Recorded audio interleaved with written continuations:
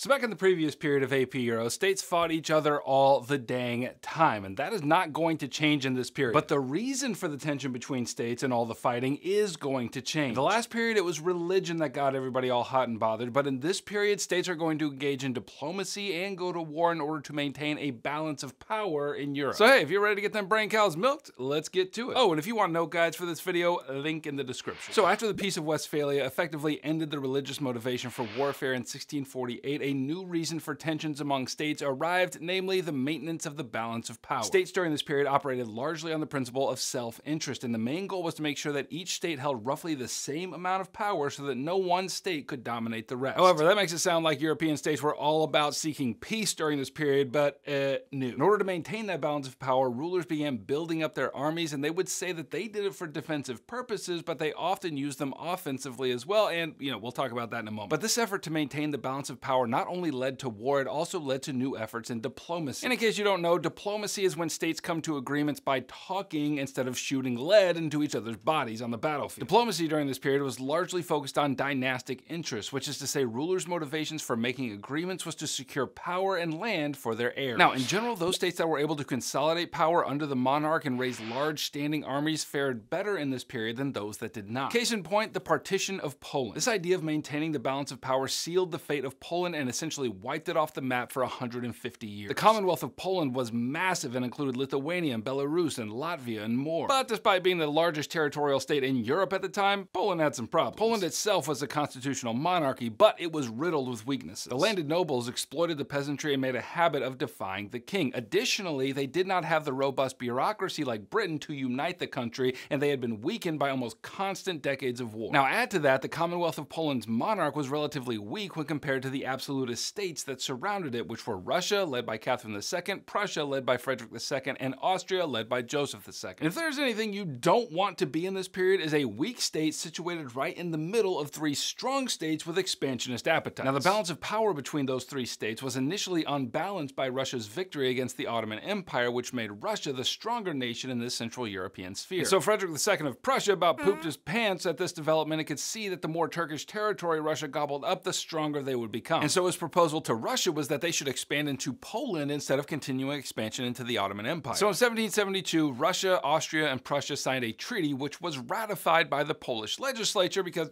what else could they do, that granted about half of Poland's territory to be divided among these three powers. Now, similar agreements took place over the next 25 years, and eventually all of Poland was annexed into these three rival powers and disappeared from the map. Bad for Poland, but it was an example of states using diplomacy instead of war to maintain the balance of power in Europe. Now, this need to maintain the balance of power across Europe also increasingly led to war among various states, and I reckon we ought to talk about a few of them. First, let's consider the Ottoman Empire. The Ottoman Empire was massive in the 17th century and held possessions in southeastern Europe. And they had ambitions to push further into Central Europe, and so they attempted to invade Austria in the Battle of Vienna, which was the capital of the Habsburg Empire in 1683, in order to secure better trading routes along the Danube River. Now, in order to keep this expansion from happening and upsetting the balance of power in Europe, the Austrian Habsburgs and then Poland, before they got all gobbled up by Russia, Prussia, and Austria, and the Holy Roman Empire united to stop the invasion and did so successfully. This became a major turning point in European history because after this defeat, the Ottomans officially ceased their expansion into Eastern Europe. But it wouldn't be a complete explanation of maintaining the balance of power through war if we didn't talk about the French monarch Louis XIV. Dude engaged in almost constant warfare in order to pursue his own dynastic and state interests. And there are three reasons Louis did this. First, because he wanted to expand the territory of France. Second, he wanted to weaken Habsburg influence across Europe. Now, prior to this period, Habsburgs were in power dang near everywhere in Europe, and that's no bueno for the balance of power. And third, the man just wanted to increase his own glory. And that's crazy to me because if that hair don't make your cup overflow with personal glory,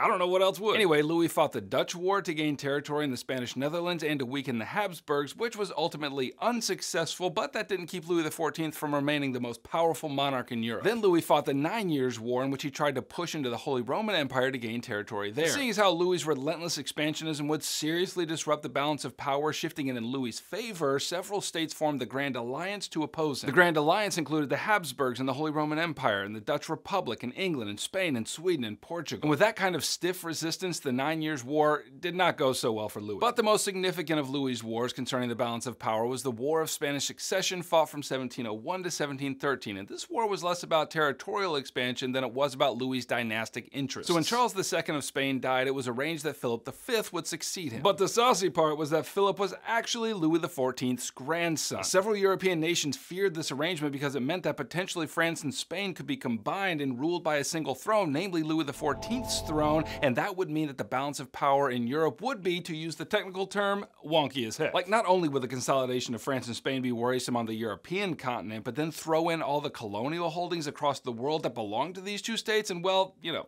not good. If that consolidation happened, there would be no one in Europe who could stand against that magnificently coiffed, tights-wearing, absolutist monarch Louis XIV. And so war immediately broke out to prevent this scenario, with England, the United Provinces, Austria, and Prussia against France, Spain, and Bavaria. Now, up against all those other states, you would think that France would lose quick, fast, and in a hurry, but this is Louis we're talking about, and although he lost a few decisive battles, he was able to fight well enough to bring the rest of those states to the negotiating table in what was ultimately a draw. Now, the war ended in 1713 in the Treaty of Utrecht, which did a lot of things, but for our purposes, we just need to point out that the treaty stipulated that Philip V would remain on the Spanish throne, but that France and Spain must remain separate entities. So the Treaty of Utrecht maintained the balance of power in Europe. Now, I've been dancing around this key development for a few minutes now, so let's talk directly about how the military of various states changed during this period. Prior to this period, states would declare war on each other and then go raise their armies. But now, states commissioned and paid for professional standing armies. And what was especially notable was the increasing size of these armies. Louis XIV gets the prize here for the largest standing army, coming in at nearly 400,000 soldiers, which is something that had never been seen before. But every absolute state increased the size of their army as well. Notable during this period was the military genius of Gustavus Adolphus of Sweden. Adolphus built a massive professional standing army which was highly organized into ascending ranks so that the hierarchy of authority was clear. Additionally, new military technology was developed, from firearms to mobile cannon to more elaborate fortifications. All this expansion, of course, had to be paid for. And Adolphus and other military expansionists in Europe paid for these armies with increased taxes and an expanding bureaucracy to administrate that increased revenue. And altogether, this development was something of a military revolution across Europe. And this is important to understand because it affected the balance of power in Europe significantly. It was those nations who expanded their military in the ways that I just mentioned that found themselves on the winning side of that balance of power. Okay, for more Unit 3 videos, click right over here and keep watching. If you need even more help, click right here and grab my AP Euro review pack, which is going to help you get an A in your class and a 5 on your exam in May. I'll catch you on the flip-flop. Heimler out.